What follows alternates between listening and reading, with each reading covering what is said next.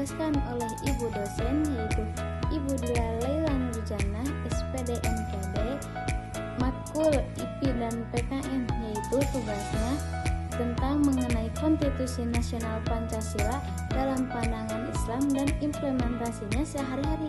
Mari kita simak bareng-bareng. Bye-bye. Latar belakangnya, Pancasila adalah dasar negara Indonesia yang lahir dari nilai-nilai luhur bangsa. Dalam pandangan Islam, Pancasila tidak bertentangan dengan ajaran Islam, bahkan memiliki kesesuaian nilai dengan prinsip-prinsip Islam seperti tauhid, keadilan, persaudaraan, dan bermusyawarah kesejahteraan sosial. Oleh karena itu, umat Islam dapat mengambilkan Pancasila sebagai bagian dan pengalaman ajaran agama dalam kehidupan berbangsa dan bernegara. Keberagaman adalah salah satu kekuatan terbesar di Indonesia. Dengan berbagai adat istiadat dan tradisi bangsa ini menunjukkan bahwa perbedaan dapat menjadi sumber konsep Bhinneka Tunggal Ika, menjadi landasan dalam menjaga persatuan di tengah beragaman. Di dunia yang beragam ini, berbeda-beda buktilah penghalang untuk kita semua memiliki tujuan yang sama. Dalam berbagai asing, tiap bangsa menjadikan nilai kebaikan, cinta, dan toleransi.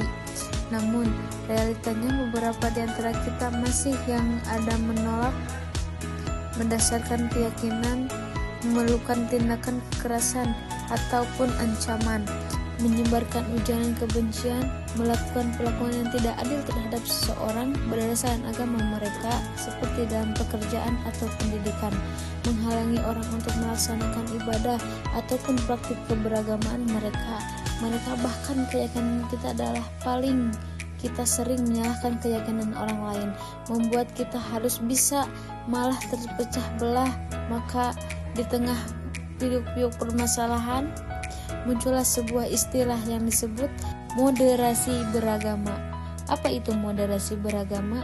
Kita berasal dari bahasa Latin yaitu moderation, yang berasal dari kesedangan, tidak berlebihan dan tidak kekurangan. Sedangkan menurut kamus bahasa Indonesia berarti pengurangan kekerasan dan menghindari keekstriman. Sedangkan dalam bahasa Arab, moderasi dikenal dengan kata wasat atau wasatiyah yang memiliki padanan makna dengan kata tawasud, tengah, itikad, adil, dan tawazun, berimbang. Dalam konteks ini, moderasi berarti memiliki posisi jalan tengah di antara berbagai pilihan ekstrem. Di era digital ini, media sosial menjadi jembatan komunikasi. Media sosial bukan hanya platform untuk berbagai informasi, tetapi juga alat untuk membentuk postingan. Setiap komentar memiliki potensi untuk berbangun, untuk merusak. Dalam konteks sosiologi komunikasi, kita hanya memiliki bahwa pesan dapat menciptakan ruang dialog.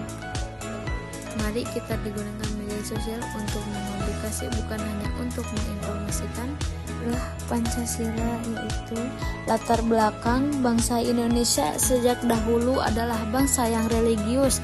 Para pendiri bangsa menyadari bahwa kehidupan negara harus dilandasi keimanan kepada Tuhan. Sila ini menegaskan bahwa negara menghormati agama dan menjamin kebebasan beribadah.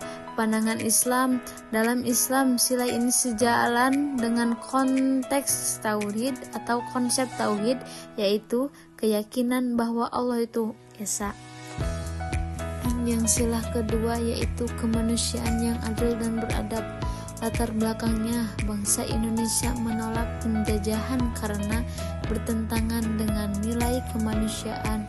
Oleh sebab itu, Pancasila menetapkan martabat kemanusiaan sebagai nilai utama. Pandangan Islam sangat menunjukkan tinggi nilai kemanusiaan dan keadilan.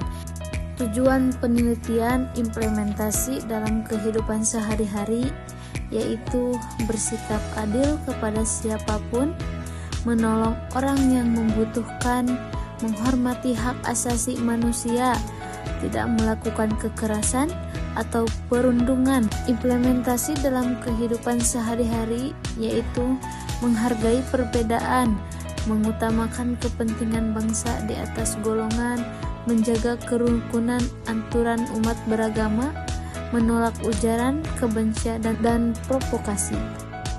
Pancasila dalam pandangan Islam juga memiliki konstitusi nasional yang kuat karena nilai-nilai dasar sejalan dengan ajaran Islam.